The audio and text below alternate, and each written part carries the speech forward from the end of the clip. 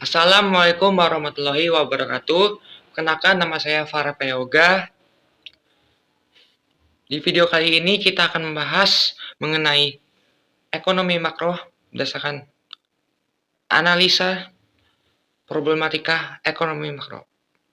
Baik, sebelumnya kita akan mengenal apa itu ekonomi makro. Ekonomi makro adalah studi ilmu ekonomi yang mempelajari perekonomian secara keseluruhan melalui pendekatan agregat yang berfokus pada fenomena berskala besar, seperti pertumbuhan ekonomi nasional, inflasi, pengangguran, dan kebijakan ekonomi pemerintah. Dalam ekonomi makro, objek studinya adalah perekonomian suatu negara secara menyeluruh, meliputi indikator seperti produk domestik bruto atau PDB, inflasi, pengangguran, dan neraca pembayaran. Sementara itu, subjeknya adalah pelaku-pelaku ekonomi yang mempengaruhi kinerja ekonomi secara agregat, yaitu pemerintah, pelaku usaha, konsumen, serta masyarakat luar negeri. Kita mengenal satu persatu melalui objek studinya. Yang pertama ada tadi PDB, produk domestik bruto, adalah nilai total barang dan jasa yang diproduksi suatu negara dalam periode tertentu, biasanya 1 tahun. PDB digunakan untuk mengukur pertumbuhan ekonomi suatu negara.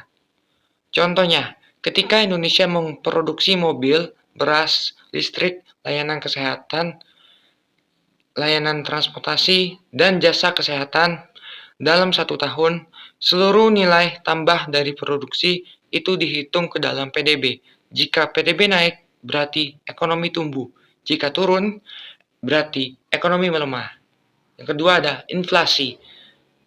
Inflasi adalah kenaikan harga barang dan jasa secara umum dan terus-menerus dalam jangka waktu tertentu. Inflasi menurunkan daya beli masyarakat. Contohnya, harga cabai yang awalnya 30.000 menjadi 60.000 per kilo, diikuti kenaikan harga beras dan minyak goreng. Jika kenaikan ini terjadi serentak dan berkepanjangan, maka itu disebut inflasi. Yang ketiga ada pengangguran, yaitu kondisi di mana angkatan kerja tidak memiliki pekerjaan yang tetap, tetapi sedang mencari pekerjaan. Tingkat pengangguran tinggi biasanya menunjukkan lemahnya penciptaan lapangan kerja. Contohnya, lulusan sarjana dari universitas yang sudah melamar ke berbagai perusahaan tetapi belum mendapatkan pekerjaan, atau pekerjaan pabrik sekalipun yang terkena PHK akibat penurunan permintaan. Kemudian ada neraca pembayaran.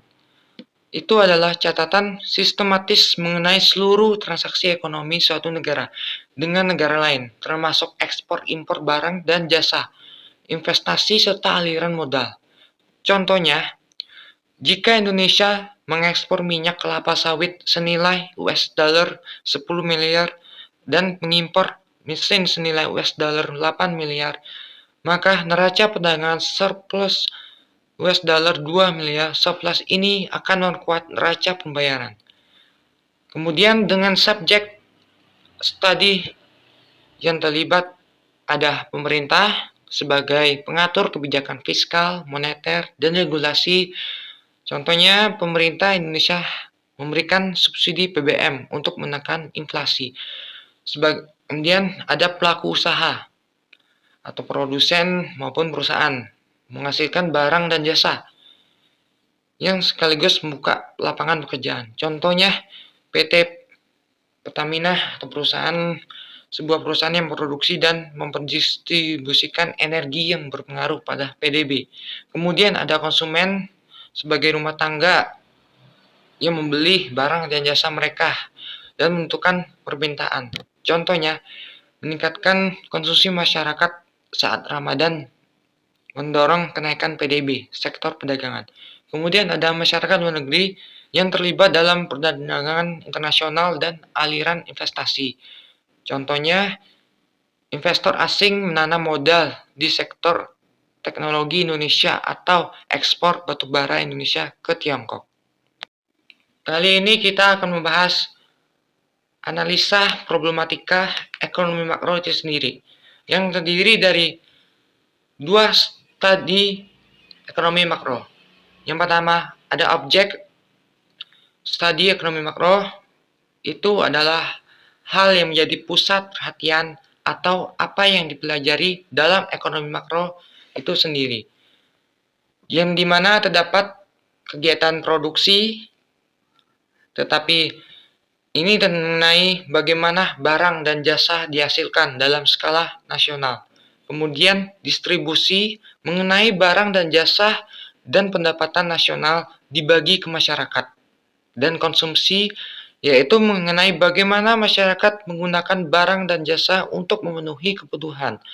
Kemudian ada pertukaran, yaitu aktivitas perdagangan dalam negeri maupun internasional. Kemudian apa pengaruhnya terhadap problematika makro? Yaitu misalkan jika produksi terganggu, misalkan karena krisis energi, maka pertumbuhan ekonomi melemah. Distribusi yang tidak adil menimbulkan ketimpangan sosial. Konsumsi yang terlalu tinggi bisa memicu inflasi.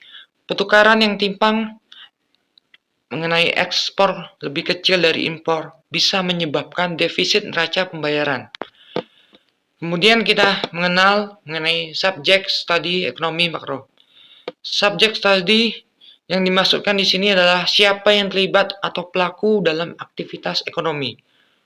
Itu ada rumah tangga konsumen sebagai pemilik faktor produksi sekaligus pengguna barang atau jasa, rumah tangga produsen atau perusahaan sebagai penghasil barang dan jasa, kemudian pemerintah sebagai pengatur, pembuat kebijakan, dan penyedia layanan publik, serta masyarakat internasional sebagai mitra dalam perdagangan global, investasi, dan keuangan. Pengaruhnya terhadap problematika makro.